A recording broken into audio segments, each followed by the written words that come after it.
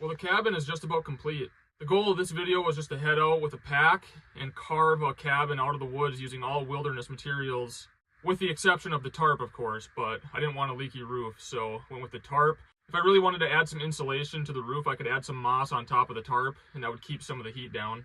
I had never built a cabin with all wilderness materials like this. There's no nails, no screws, it's all dowels keeping everything together. I did the shorter door because that was pretty typical in trappers' cabins. You know, you lose so much heat out of your door and windows, so smaller the door you have, the less heat you're gonna lose. But I made this tall enough where I can stand up in it, which makes it really comfortable. I wish I didn't have to use the power drill. It would have been a lot cooler to use a hand drill. I just don't have one. Another thing I had planned on doing was adding a window in here. I brought some clear construction plastic, and that would bring in some light, but as you can see, the tarp lets in enough light as it is, so I didn't bother with a window. But if I add moss on top of this, then I'll want to add one. I'll probably do a part 2 to this video because I'm going to camp here once in a while, so I want to make this thing a little bit more comfortable and do some finishing touches. I want to add a couple shelves above the bunk here. I'm going to do a little kitchen area so I can set up a little camp stove and cook in here, and this thing will be a fully outfitted cabin, so stay tuned for part 2. The stove is close enough where I can feed the stove at night without having to get out of my sleeping bag.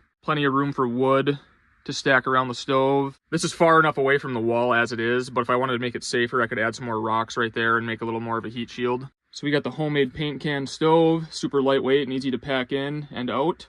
Room to stack wood, the bunk, I have storage underneath.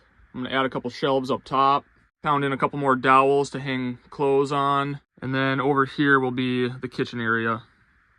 It'll wrap around to the front door. Another thing I could do is add some spruce boughs to the floor. It's a lot better than the dirt. You know, it's a lot cleaner and it adds a little bit of insulation, I guess. I'm really excited to camp in here during the winter and see how well this thing heats and how comfortable we can stay in this. Well, this will be a fun place to come camp once in a while. Stay tuned for part 2. We'll add a few more finishing touches. Hope you enjoyed the video. It was fun to build, and stay tuned for part 2. Thanks for watching.